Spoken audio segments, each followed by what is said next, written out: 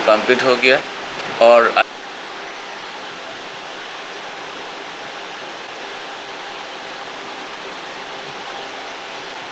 Ultimately हमारा मकसद वहाँ पर वही था कि standard passed by the Bombay High और भी बढ़ेगा, लेबर यूटिलाइजेशन मतलब स्पीड में हम लोग high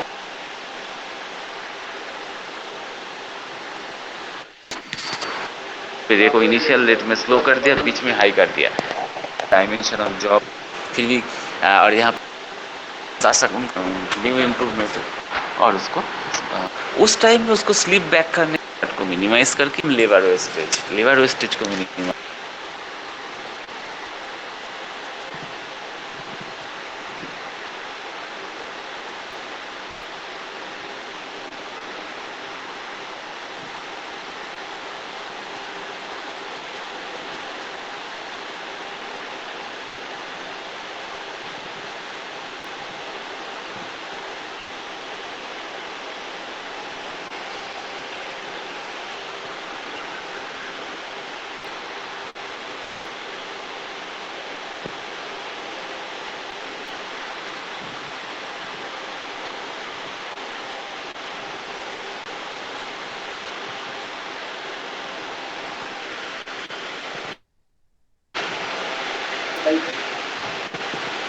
Okay, good morning everybody. Good morning, sir. अच्छा, कुछ न्यूमेरिकल्स प्रॉब्लम्स हम डिस्कस किया था हम लोग या नहीं किया था? न्यूमेरिकल प्रॉब्लम एंड अलाउंसेस जो स्लाइड अभी देख रहे हो, ठीक है, ये डिस्कशन हुआ था या नहीं हुआ था? ये सब नहीं हुआ था नो सर। सर, नो नहीं हुआ था ना?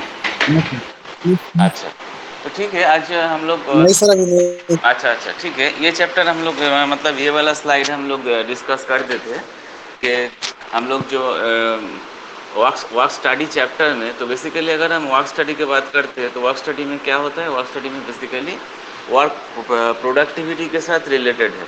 प्रोडक्टिविटी को बढ़ाने के लिए, ठीक है, प्रोडक्टिविटी बढ़ाने के लिए सही ढंग का इस प्रोसेस को इस्तेमाल करके, proper way of doing the job उसको इस्तेमाल करके और टाइम को कम कर, मतलब आइडियल टाइम को हटा के, ये दोनों तरीके से मतलब वर्क मेजरमेंट और मेथड स्टडी का एप्लीकेशन करके हम लोग क्या करते हैं? प्रोडक्टिविटी को बढ़ाते हैं। तो खास कॉन्सेप्ट ये होता है कि यहाँ पर जो misutilization of industrial resources उसको मिनिमाइज किया जाता है। Misutilization of industrial resources को मिनिमाइज किया जाता है। तो इंडस्ट्रियल रिसोर्सेज क्या क्या है हम लोग को पता है, मेन मटेरियल, मशीन्स, ये तीनों इंडस्ट्रियल रिसोर्सेज है। तो उसको मिस यूटिलाइजेशन को मिनिमाइज करके हम लोग ये तरीके से कैसे मिस यूटिलाइजेशन करते तो मिनिमाइज करते, एक हो गया कि आइडलनेस को हटा के by with the help of work measurement. दूसरा क्या है? वे और मेथड को सिंप्लीफाई करके, मोस्ट सिंप्लीफाइड वे में मेथड हमको प्रोसेस को कंप्लीट करते हैं ताकि लेबर वेस्टेज को मिनिमाइज किया जाए। और वो अगर मिनिमाइज हो जाएगा तो डेफिनेटली हमारा क्या हो जाएगा? रिसोर्सेस यूटिलाइजेशन और भी अच्छा हो जाएगा और मिस यूटिलाइजेशन कम हो जाएगा। तो जो भी हो, that means work study is equal to work measurement plus method study. इतना तक हम लोग को क्लियर था। और एक कुछ इक्वेशंस, 2-3 ठो इक्वेशंस तुम यहाँ से लिख लेना। एक हो गया, जैसे हम लोग पहले बताया, work study is equal to work measurement plus method study. दूसरा क्या है? इक्वेशन दैट इज हम लोगों का जो टाइमिंग्स का बात होता है, that is performance rating is equal to percentage rating is equal to normal time by observe time into 100%। ठीक है, normal by observed into 100%, that is the rating percentage of a concern worker. ये हम लोगों को पता है, ये वाला इक्वेशन। और जो नॉर्मल टाइम मतलब benchmark time, that is equal to क्या होता है? नॉर्मल टाइम वहाँ से हम लोग कैलकुलेट कर सकते हैं, ऑब्जर्व टाइम, रेटिंग, ये दोनों को मल्टीप्लाई करके हम लोग नॉर्मल टाइम को निकल सकता है। और कोई प्रोसेस का स्टैंडर्ड टाइम कैसे निकला जाता है?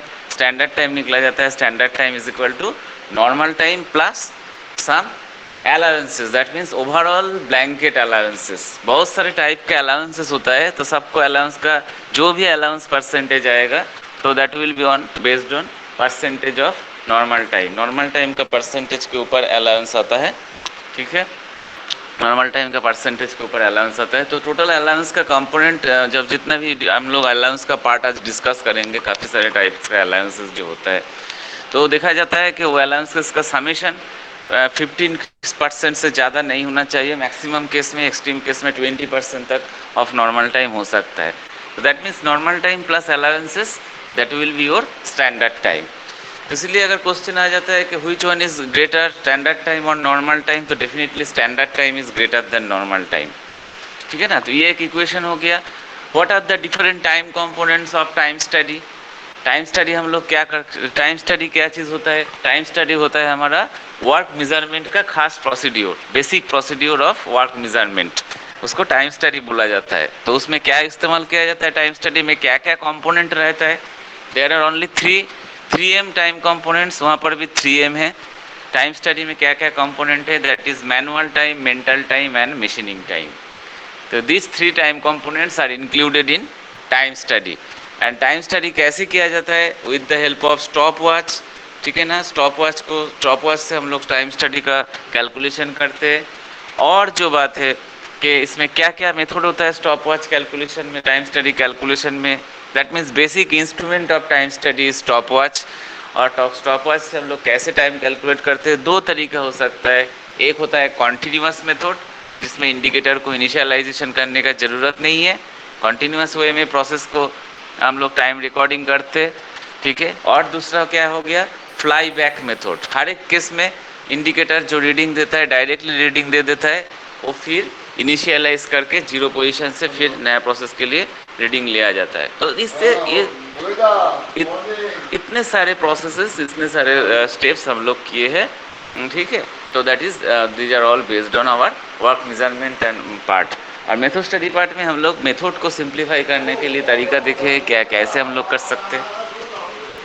ठीक है ना। तो ये सब करके हमको बेसिक ऑब्जेक्टिव ये रहता है कि लेबर वेस्टेज, मेथड स्टडी में लेबर वेस्टेज को मिनिमाइज करना और प्रोसेस को सिंप्लीफाई करना, लेआउट को सिंप्लीफाइड होना, और क्या है जो तरीके में होगा उससे कम, उससे फिलहाल अभी ये कंडीशन में बेटर प्रोसीड्योर पॉसिबल नहीं है। तो these are all about our basic objective of work study. तो अभी हम लोग वो अलाउंसेस का चर्चा करेंगे। Different types of allowances are there. बहुत टाइप के अलाउंसेस का फॉर्म हम लोगों को देख सकते हैं, क्योंकि हमको कंसिडरेशन भी करना। सबको स्लाइड दिखाई पड़ रहा है? Yes sir. Slides? Yes sir, yes sir. Okay. तो देखो कि अलाउंस हमको डिपेंडिंग ऑन सिचुएशन, जहाँ पर काम हो रहा है, हो सकता है कि पहले तुम इसको कॉमन सेंस से इसको अप्रोच करो कि कोई भी प्रोसीड्यूर जहाँ पर काम हो रहा है, हो सकता है वहाँ पर अभी जैसा गर्मी का सिचुएशन है तो वहाँ पर और भी टेम्परेचर ज़्यादा है, किससे अराउंड 50 डिग्री वेरी हाई। वहाँ पर कैंसर ऑफ ट्रॉपिक पास किया है, तो ऐसा एक जगह है, बहुत ही गर्मी है, और इतना गर्मी में इतना पसीना होता है कि आदमी को एफिशिएंसी थोड़ा कम हो जाता है। उतना अच्छे से जो नॉर्मल वेदर में जो आदमी काम जितना तक काम कर सकता था, तो उसको यहाँ पर क्या होगा, काम करने में दिक्कत होगा। तो definitely there will be some scope of, definitely question of allowance will be there. हो सकता है कोई जगह पर काफ़ी सारे अर्थक्वेक प्रोन है, बीच बीच में अर्थक्वेक होता रहता है। ठीक है। हो सकता है कोई जगह पर तुम्हारा लाइट इनसफिशियंट है, अच्छे से लाइट अंदर में नहीं आ रहा है, वेंटिलेशन प्रॉपर अच्छा नहीं है, सिस्टम नहीं है, ये सब कारण मतलब या हो सकता है कोई काम इतना मेटिकुलस है, इतना लेबोरियस है, हमको कुछ ड्राइंग का काम हो रहा है, बहुत ध्यान से हमको काम करना पड़ता है, काम का उतना एक माइन्यूटली, उतना कॉन्सेंट्रेटेड वे में काम करने में अगर हम ज़्यादा टाइम तक करेंगे, 1 घंटा 2 घंटा, तो उसके बाद हम लोगों का क्या होगा, सर दर्द शुरू हो जाता है। डेफिनेटली होगा, क्योंकि हमको थोड़ा सा रिलैक्सेशन का जगह या अप्रोच होना चाहिए। फिर भी वो चीज़ देखा जाता है कि हमारा नॉर्मल टाइम शेड्यूल में दिया गया नहीं है, तो फिर भी हमको वो चीज़ को उसमें कुछ अलाउंसेस का स्कोप देना पड़ेगा, स्कोप रहेगा। ठीक है। तो वही बहुत टाइप का अलाउंसेस हम लोग आज देखेंगे कि कितना टाइप का अलाउंसेस का कौन सा केस में हो सकता है।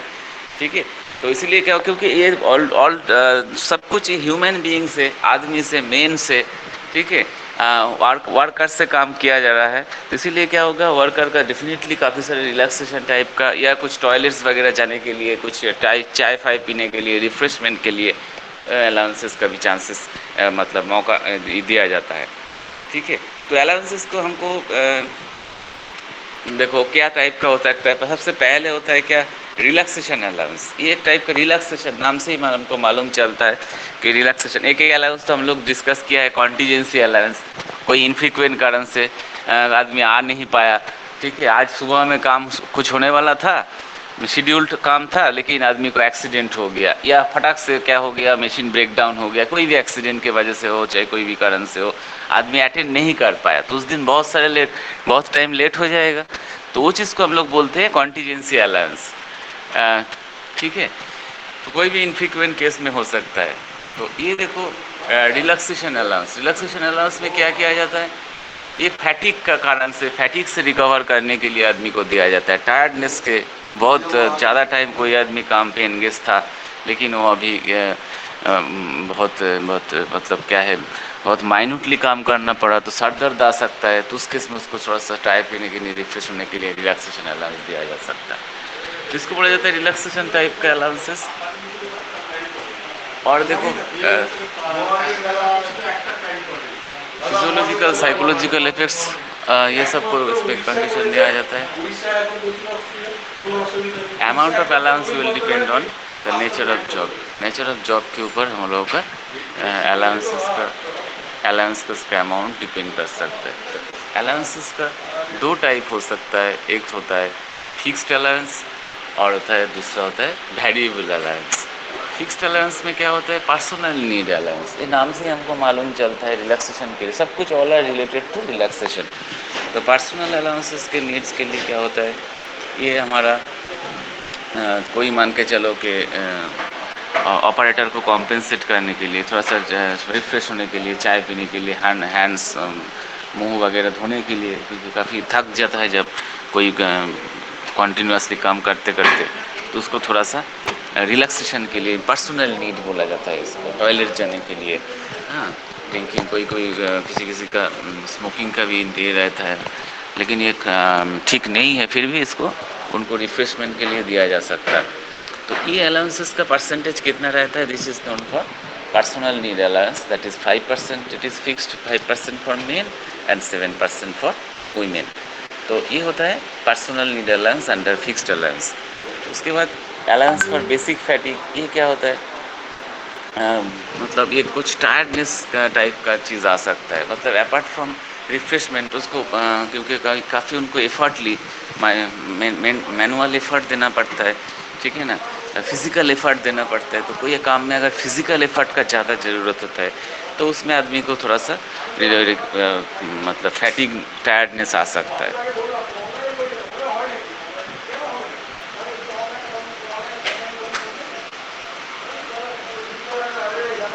तो टायर्डनेस को हटाने के लिए हम लोगों को ये जो है फैटिग पैदा होता है 4% 4% ऑफ बेसिक टाइम। तो ये फैटिग जो कंसिडर किया जाता है, तो 4% of basic time, around 4% of basic time ये दिया जा सकता है। तो इसको बोला जाता है कि fatigue allowances for basic fatigue 4% के आसपास ये नॉमिनेट किया, मतलब ये अलाउ किया जाता है, ठीक है ना। टायर्डनेस हो जाने के बाद मेरे को बहुत थक गया है, बोला ठीक है हम थोड़ा सा रेस्ट ले लेते हैं, जस्ट चाय फाय पी के थोड़ा सा और कुछ रेस्ट ले लिया, तो इसका अराउंड परसेंटेज कितना रहता है, 4% के आसपास। तो these are coming under this relaxation allowance of two types. One is personal allowance and personal need allowance, that is 5% for men, 7% for women, and basic fatigue allowances, that is 4% of basic time. और एक चीज़ याद में रखना, जो भी कुछ allowances, जो भी टाइप हो, all are calculated on percentage of normal time. Normal time के ऊपर इसका परसेंटेज, उसका परसेंटेज के अनुसार इसका कैलकुलेशन किया जाता है, ठीक है। तो ये हो गया हमारा रिलैक्सेशन अलाउंस। उसके बाद है वेरिएबल अलाउंस। वेरिएबल अलाउंस क्या होता है, वेरिएबल अलाउंस जो वेरी करता है, ठीक है, वेरी करता है, क्यों किसलिए वेरी करता है, कोई आदमी देखो पूर एनवायरमेंटल कंडीशन में बहुत ही वहाँ पर क्या है, लाइट इनसफिशिएंट लाइट है, या क्या होता है कम स्पेस है, यहाँ पर एक आदमी काम कर रहा है, बहुत मतलब अपने को बहुत कुछ एडजस्ट करके काम कर रहा है, कोई आदमी क्या है एकदम रिलैक्स्ड वे में काम कर रहा है, मतलब वहाँ पर पूरे सफिशिएंट जगह है, स्पेशियस है, एयरी है, एक आदमी यहाँ पर काम कर रहा है, और एक आदमी क्या है इस टाइप के कॉन्जेस्टेड एरिया में काम कर रहा है, काफ़ी मतलब वहाँ पर बहुत जो फैसिलिटीज़ मिलना चाहिए था वो नहीं है। तो इसमें क्या होता है जो, और ये हो सकता है कोई कॉम जो एक आदमी सिंपल जॉब काम कर रहा है, एक आदमी कॉम्प्लिकेटेड जॉब में काम कर रहा है। मतलब एक मशीन में सिंपल ऑपरेशन है, दूसरा कर रहा है कॉम्प्लिकेटेड ऑपरेशन है। इसीलिए क्या होता है उनको ये जो रिलैक्सेशन अलाउंस में उसमें कुछ वेरी कर जाएगा। जो सिंप्लीफाइड केस में काम कर रहा है, सब कुछ फैसिलिटीज़ है, तो उसको कम परसेंटेज जगह लगेगा, ज़्यादा ज़रूरत नहीं है। लेकिन जो बहुत कंजस्टेड एरिया में काम कर रहा है, बहुत इंसफिशिएंट लाइट में काम कर रहा है, कम स्पेशियस जगह पर काम कर रहा है, तो उनको ये अलाउंस का परसेंटेज ज़्यादा लगेगा। इसको बोलेगा कि इसीलिए ये वेरी करता है depending on situation, environmental condition के अनुसार। ठीक है ना। कोई हो सकता है नॉर्मल एम्बिएंट टेम्परेचर है, कोई जगह पर देखा जा रहा है बहुत ही गर्मी है, तो जो बहुत गर्मी में काम कर रहा है, ज़्यादा उसका पेडिस्टल फैन का ये सब का इंतज़ाम नहीं है, तो आदमी थक जाएगा, बहुत उनका एफिशिएंसी उतना ज़्यादा नहीं हो पाएगा। तो ये सब केस में वैरी डिपेंडिंग ऑन सिचुएशन इसका ये अलाउंस को वैरी करता रहता है। इसको बोला जाता है वेरिएबल अलाउंस। तो इसीलिए रिलैक्सेशन अलाउंस का दो कैटेगरी हम लोग देख लिए, एक हो गया फिक्स्ड अलाउंस, एक हो गया वेरिएबल अलाउंस। नेक्स्ट क्या है इंटरफेरेंस अलाउंस। इंटरफेरेंस अलाउंस क्या होता है, ये कभी कभी होता है क्या, देखो एक एक मान के चलो एक सीक्वेंस में ऑपरेशन हो रहा है, एक प्रोसेस से दूसरे उसके साथ अटैच नेक्स्ट प्रोसेस हो रहा है, मतलब काफ़ी सारे सीक्वेंस ऑफ ऑपरेशंस इन्वॉल्व है। ठीक है। तो कभी कभी ऐसा हो सकता है कि হুম।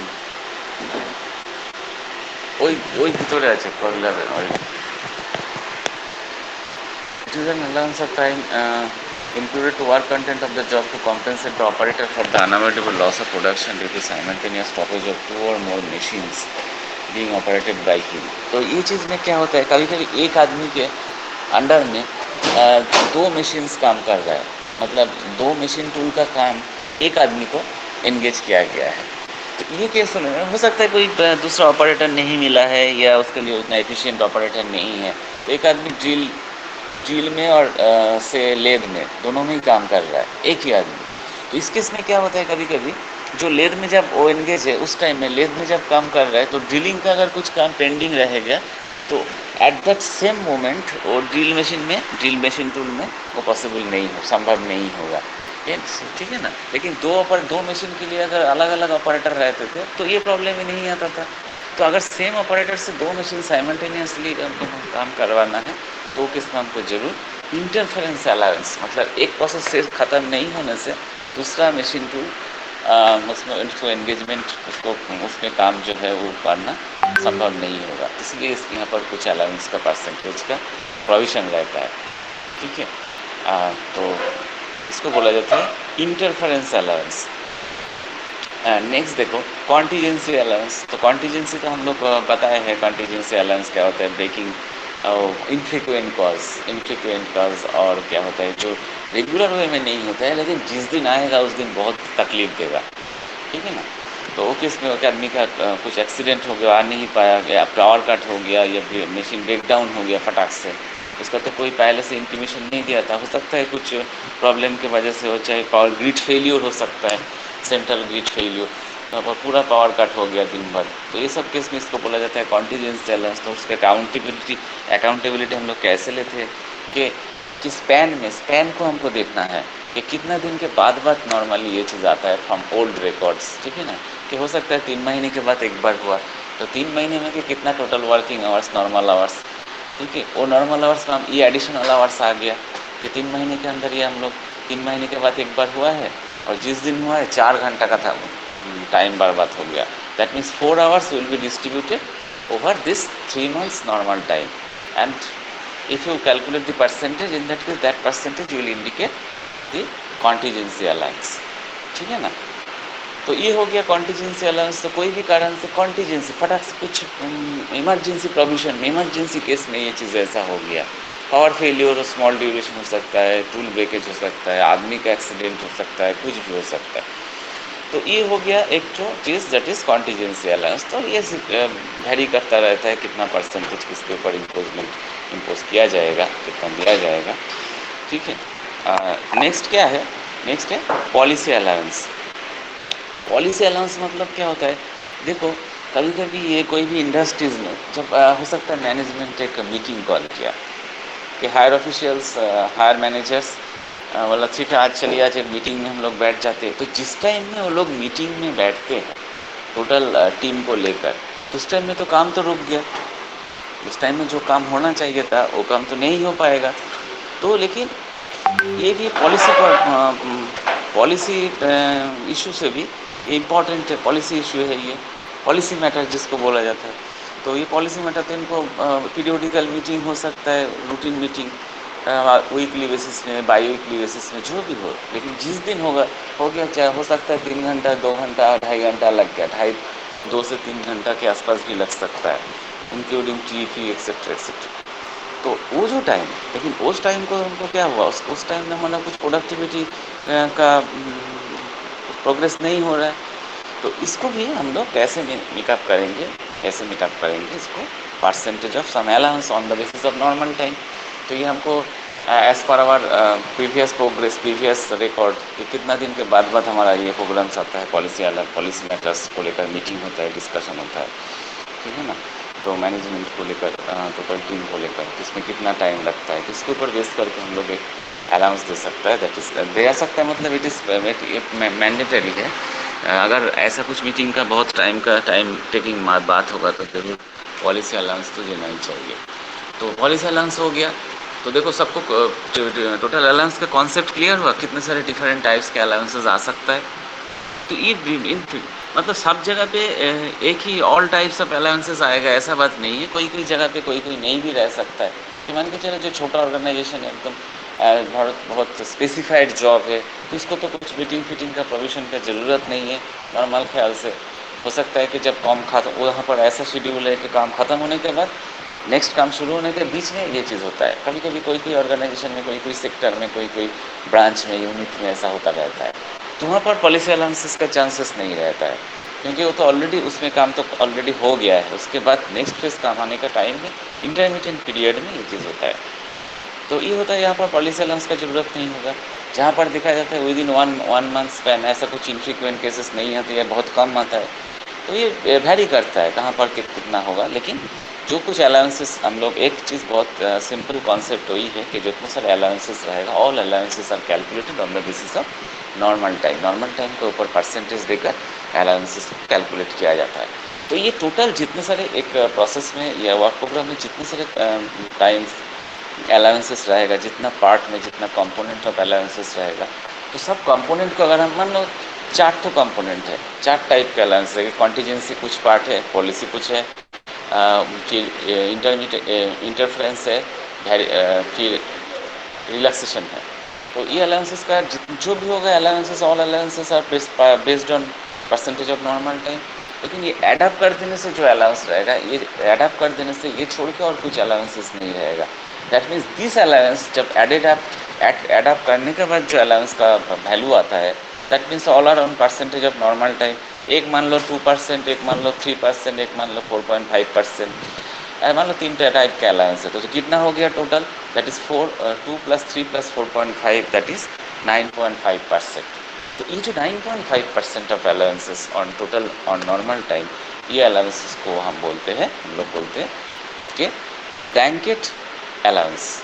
ब्लैंकेट अलाउंसेस, ब्लैंकेट मतलब ब्लैंकेट जैसे क्या करता है, ब्लैंकेट टोटल बॉडी को जैसे कवर अप कर देता है। तो यहाँ पर एक अलाउंस का ये कॉन्सेप्ट है, ब्लैंकेट कॉन्सेप्ट, जो टोटल वर्क प्रोग्राम के ऊपर ब्लैंकेट हम लोग बिछा दिया, ठीक है ना। तो ये अलाउंस किसको हमको बोलते हैं, that is blanket allowance. Okay.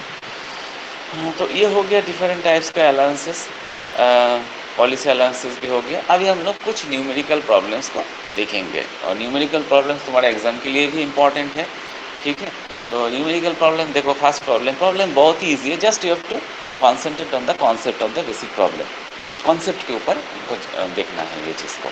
तो एक बात हम लोग बताया था कि रेटिंग का जो कॉन्सेप्ट है हमारा as per British standard method, that is normal time by observe time into 100%, it is known as percentage of rating. एक आदमी को हम स्कोर देने जा रहा है, हमें बेंचमार्क टाइम को पता कर लिया कि ये काम होने में मैक्सिमम आदमी लोग, मोस्ट ऑफ द पीपल ये इतना टाइम में कंप्लीट कर सकते तो उसको बेंचमार्क हम लोग बोलते हैं बेंचमार्क टाइम। तो बेंचमार्क को दूसरा हमारा ये जो वर्क मेजरमेंट वर्क स्टडी का लैंग्वेज में इसको बोलते हैं नॉर्मल टाइम। तो normal time it is imposed on normal time किसके ऊपर दिया जाता है? नॉर्मल टाइम फॉर बेंचमार्क काम के लिए मैक्सिमम आदमी लोग जो टाइम में काम करता है that is the normal time is the basis for time calculation. ठीक है ना, बेसिस, ये बेसिस होता है। लेकिन नॉर्मल टाइम के साथ हम लोग अगर अलाउंस उसको ऐड कर दे, ये जो ब्लैंकेट अलाउंस का बात हम लोग बताया, normal time plus blanket allowances that will B standard time. मतलब ये अलाउंस अगर हम एडप्ट कर देते तो ये छोड़ के और कुछ रिलैक्सेशन का और कुछ जगह नहीं रहता है, टोटली ये चीज़ एकदम कॉम्पैक्ट हो जाता है, तो उसको बोला जाता है स्टैंडर्ड टाइम। ठीक है, तो that means two equations are very much helpful. एक हो गया क्या? Normal time by observe time into 100%, that is equal to percentage rating, rating of a constant person, rating of an work, rating of a worker. ठीक है, in British standard method. और दूसरा क्या है, जब नॉर्मल टाइम कैलकुलेट हो गया उसके बाद उसके ऊपर अलाउंसेस चढ़ा देने से हमारा हो जाएगा standard time for that process. तो यहाँ पर देखो क्वेश्चन क्या दिया गया है कि एक तो इलेक्ट्रिक स्विच बनाने में 1 मिनट ऑब्जर्व टाइम दिया गया है, एस्यूमिंग that total observe time for an operation of electric switch is 1 minute. That means observe मतलब एक पर्टिकुलर ऑब्जर्वर के, एक पर्टिकुलर वर्कर के लिए वो टाइम टेकन। एक वर्कर ए से ए वर्कर को वो काम करने में, ऑपरेशन इलेक्ट्रिक स्विच का ऑपरेशन को कंप्लीट करने में 1 मिनट लगा। तो इफ द रेटिंग इज 120%, मतलब उनका रेटिंग अगर 120 होता है तो नॉर्मल टाइम कितना है? तो वेरी सिंपल। तो यहाँ पर देखो डाटा दिया गया है 1 minute observe time, rating to 120, allowance 10। तो अलाउंस तो बाद में दिया गया है कि अलाउंस टोटल अलाउंस अगर ओवरऑल अलाउंस अगर 10% दिया जाता है तो उसको स्टैंडर्ड टाइम को कितना है। तो ई केस में हम लोग कैसे करेंगे कि normal time is equal to observe time into rating by 100%। तो यहाँ पर देखो observe time is equal to 1 minute और रेटिंग क्या है 120, तो definitely it will be normal time will be 1.2 minute. तो ऑपरेटर का 1 मिनट लगा, लेकिन ऑपरेटर का एफिशिएंसी है, ऑपरेटर का रेटिंग है 120%, मतलब नॉर्मल से ज़्यादा है, उसको डेफिनेटली नॉर्मल टाइम उससे ज़्यादा होगा, इसलिए 1.2 minute is the normal time.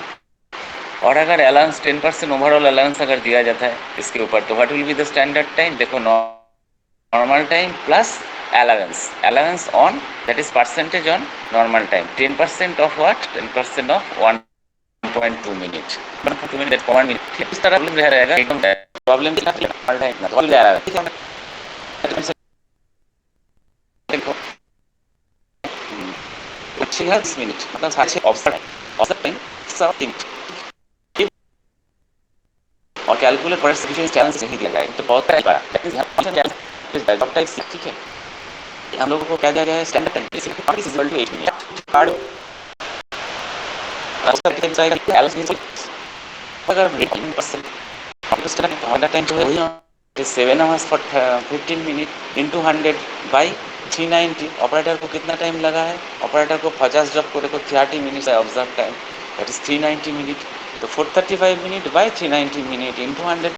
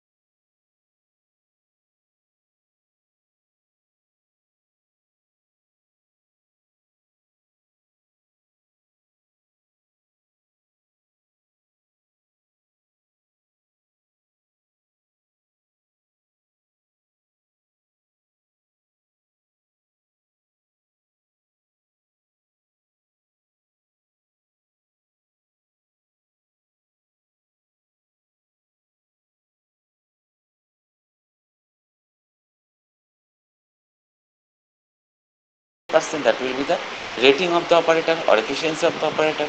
It is 111.5%. Clear हुआ क्या? Illustration 2, question number 2, problem number 2 सबको क्लियर हुआ? Yes, sir. Yes. Okay, yes problem sir. अच्छे से करो। प्रॉब्लम एक तो रहेगा ही रहेगा, ठीक है ना? एग्जाम में एक तो प्रॉब्लम रहेगा, सेम डाटा नहीं रहेगा, थोड़ा सा दूसरा रहेगा, मतलब डाटा चेंज रहेगा, लेकिन कॉन्सेप्ट एक ही है। तो जहाँ पर कुछ अलाउंसेस नहीं दिया गया, बस सीधी सी बात ये है, अगर कोई प्रोसेस में अलाउंसेस नहीं है, सिंप्लीफाइड प्रोसेस है, that means normal time plus allowance is equal to standard time. Equation से हम लोग को ये पता है कि अलाउंस इज 0%, तो अलाउंस 0% मतलब normal time is equal to standard time, बस। Okay, otherwise normal time is less than standard time. अगर अलाउंस रहता है तो standard time will be greater than normal time, ठीक है ना? हाँ, तो ये तरीके से हम लोगों को अलाउंसेस को कैलकुलेट करना है। और लास्ट वाला जो problem, that is last problem, तो यहाँ पर क्या है, यहाँ पर following datas were observe obtain by work study. इसमें क्या क्या चीज़ है देखो, मेंटेनेंस टाइम, इंटरप्शन, ये सब बहुत सारे टाइम दिया गया है। यहाँ से हमको कैलकुलेट करना है कि total allowances, total available cycle, product time, productive hours, working hours को हमको 8 आवर्स हिसाब से मान के चलना। तो मेंटेनेंस टाइम में कुछ काम के लिए मेंटेनेंस होता है, रूटीन मेंटेनेंस, कि get out and put away tools, tool को निकालना, जो टूल पोस्ट, टूल बॉक्स जहाँ पर है वहाँ से टूल को निकालना, उसका अंदर में रखना, इसमें भी टाइम जाता है। तो दिन भर 8 आवर्स का टाइम में 12 मिनट से जाता है उसके लिए। क्लीनिंग ऑफ मशीन, ये भी तो एक रूटीन वर्क है, रूटीन मेंटेनेंस हिसाब से आएगा, 5 मिनट्स जाता है 8 घंटा में। ऑयलिंग में 5 मिनट जाता है। रिप्लेनिश कूलेंट सप्लाई को, उसको मेकअप करने के लिए कूलेंट ख़त्म हो गया, फिर नया कूलेंट को चालू किया, ये सब करने में 3 मिनट जाता है, रिप्लेनिश करने में। इंटरप्शन क्या क्या आता है? फोरमैन कुछ क्वेश्चन पूछ सकता है बीच में, दिन भर 8 घंटे का काम है, अरे आपका ये पोजीशन क्या बोल रही है, वो पोजीशन बताइए, ये इधर क्या गया, वो इधर क्या गया, 5 मिनट जाता है। इंटरप्शन बाय पोर्टर, पोर्टर कुछ सामान आनने में, लेके आने में टाइम लगाता है, 4 मिनट लगता है पर डे, 8 आवर्स में। Delay time due to power failure, हो सकता है पावर कट 6 मिनट का होता है रफली। पर्सनल टाइम कुछ हो सकता है 20 मिनट। तो ये सब करने के बाद हमको total available cycle time, productive hours considering working hours of 8 hours.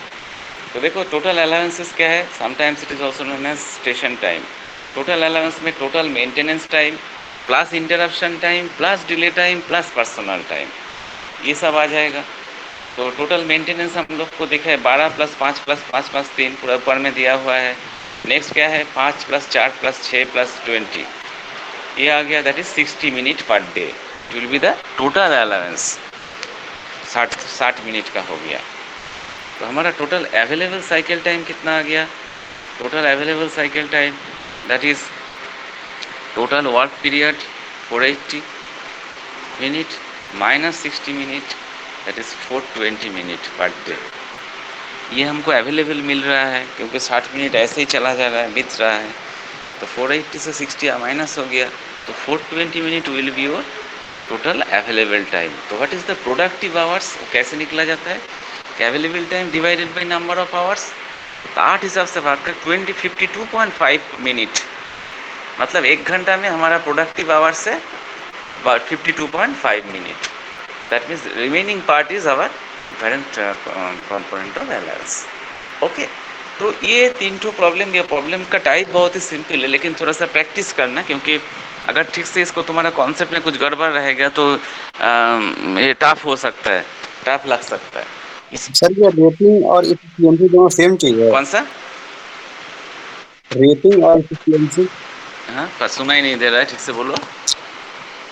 Rating और एफिशिएंसी सर दोनों रेटिंग सेम चीज एफिशिएंसी, है? हाँ हाँ हाँ हाँ हाँ, रेटिंग और तो सर एफिशिएंसी, क्वेश्चन नंबर 1 में, हाँ हाँ हाँ ठीक है। क्वेश्चन नंबर 1 में सर, हाँ, एफिशिएंसी मतलब यहाँ पर क्या है, एफिशिएंसी एक्चुअली यहाँ पर concept is based on rating. Efficiency दूसरा होता है, आउटपुट बाय इनपुट होता है, लेकिन यहाँ पर तो प्रॉब्लम दिया गया है, लेकिन टर्मिनोलॉजी यूज़ होगा क्या, रेटिंग ही, ठीक है ना। एफिशिएंसी इस्तेमाल नहीं करना है, रेटिंग ही मान के चलो इसको, not efficiency, rating of the operator, ठीक है तो उसको। सर यहाँ पे सर ऑपरेटर जो है वो कम ही टाइम ले रहा है सर स्टैंडर्ड टाइम हाँ से, तो हाँ उसका हाँ रेटिंग ज्यादा कैसे आ जा रहा है? रेटिंग होगा, एक्चुअली एफिशिएंसी नहीं होगा टर्मिनोलॉजी, तो प्रॉब्लम में इस्तेमाल किया गया है। Efficiency is always output by input, ठीक है ना।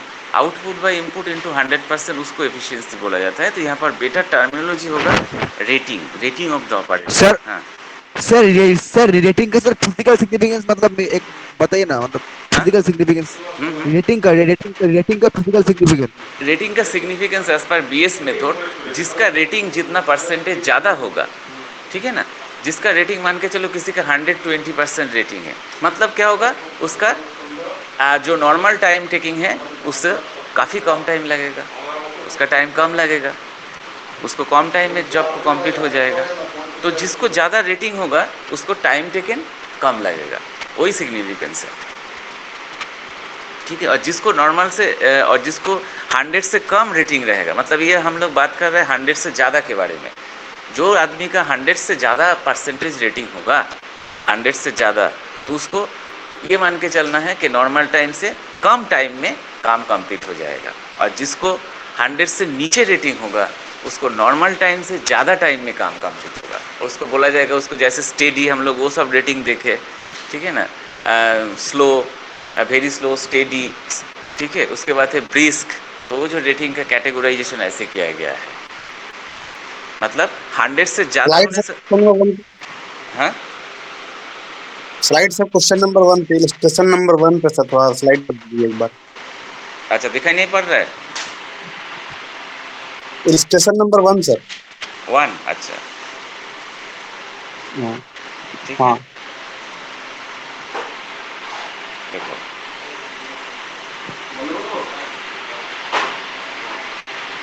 सर ওকে, पीडीएफ देবেন तो?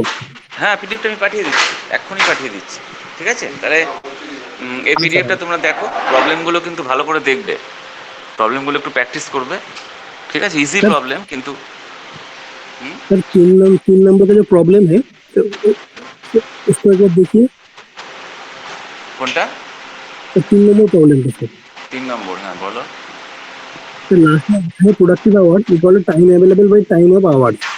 सर यहाँ पे हम लोग প্রোডাক্টিভ আওয়ার্স, आवर्स। তাই তো, time available by number of hours, ঠিক আছে।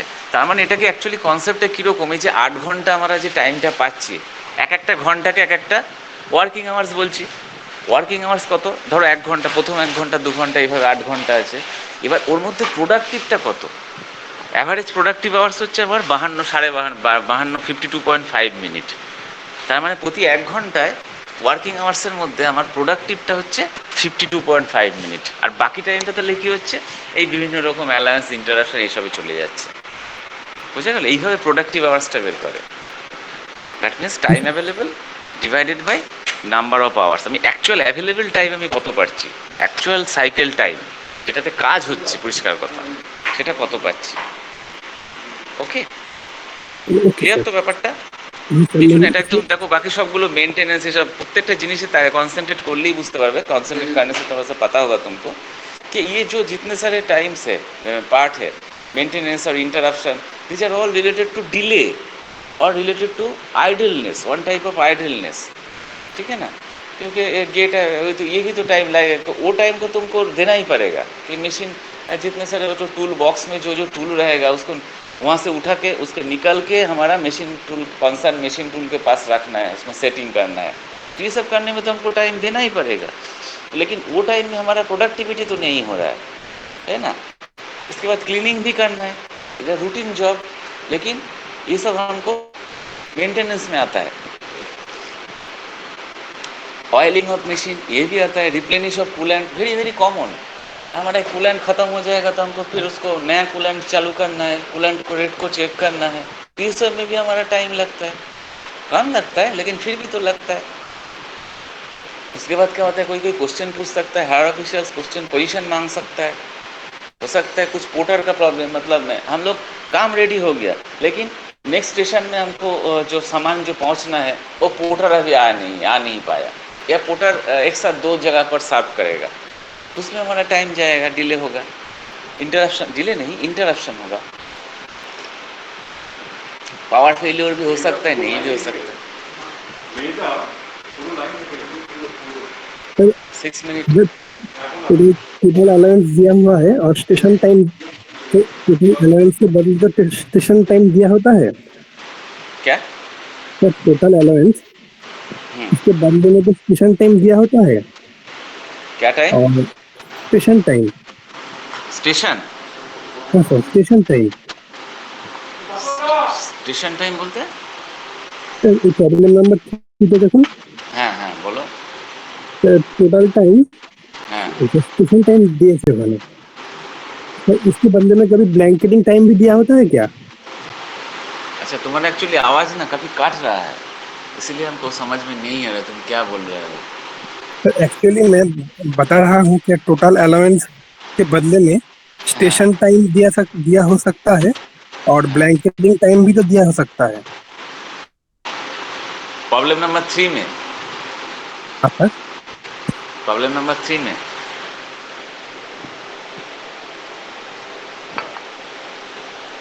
हाँ, और एक बार बताओ।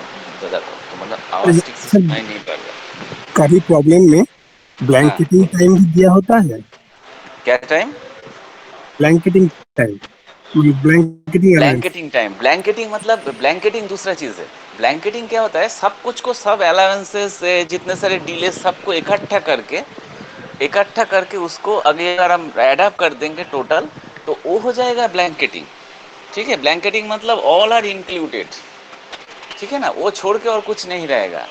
That is blanket allowance. Clear हुआ? लेकिन एक एक पार्ट को ब्लैंकेट नहीं, एक एक पार्ट का अलग अलग नाम होता है, अलग अलग टाइप होता है। जैसे यहाँ पर देखो क्वेश्चन इलस्ट्रेशन नंबर 3 में मेंटेनेंस टाइम में इतना कुछ है, इतना कुछ है, इंटरप्शन में इतना कुछ है। तो ये छोड़ के और अगर कुछ नहीं रहता है, तो ये टोटल को हम ऐड अप जब कर देंगे, टोटल अलाउंसेस को, टोटल टाइम्स को, अलाउंस पार्ट को, तो उसको हम लोग बोलेंगे ब्लैंकेट अलाउंस। क्लियर हुआ? Yes sir, yes sir, clear. ठीक है ना। ब्लैंकेट मतलब, एक ब्लैंकेट क्या करता है, टोटल हमारा पूरा बॉडी को कवर कर देता है। सिमिलरली ब्लैंकेट अलाउंस भी एक ऐसा अलाउंस होता है जो हमारा जो वर्क प्रोग्राम या हमारा जो प्रोग्राम चल रहा है उसको ऊपर पूरा पूरा चढ़ गया है, उसके ऊपर पूरा चढ़ा दिया गया है, इसलिए उसके जितना कुछ अलाउंसेस है सब उसके अंदर में है। That means all are added under blanket allowance head में।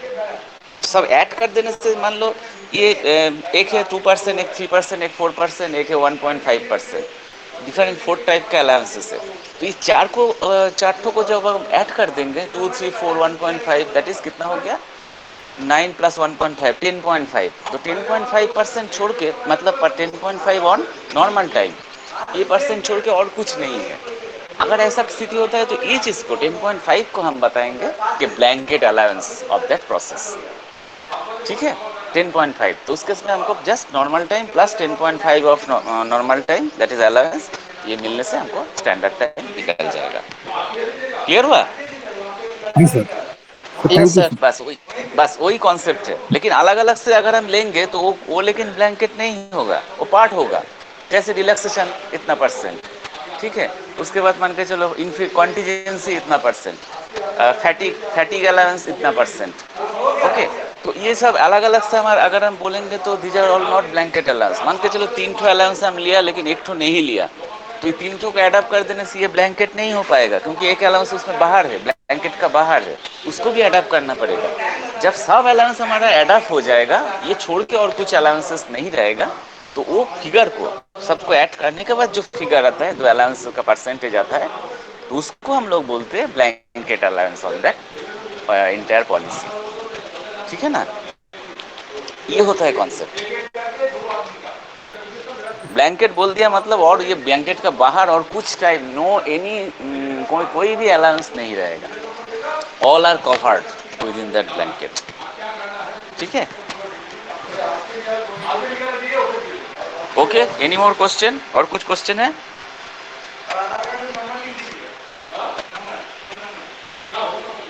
और किसी का कुछ क्वेश्चन है? तो अगर क्वेश्चन कुछ नहीं है तो बस ये तुम्हारा केवल जो तक डिस्कस किया गया है, थोड़ा सा समराइज करके इसका एक जिस्ट पैदा कर, जिस्ट तैयार करो। जो कुछ इक्वेशंस का हम लोग बताया है, बेसिक इक्वेशंस, जैसे work study, what is the definition of work study, ठीक है, वर्क स्टडी क्या करता है, what is the objective of work study, objective मतलब क्या है, ये प्रोडक्टिविटी को बढ़ाने में मदद करता है। कैसे बढ़ाता है?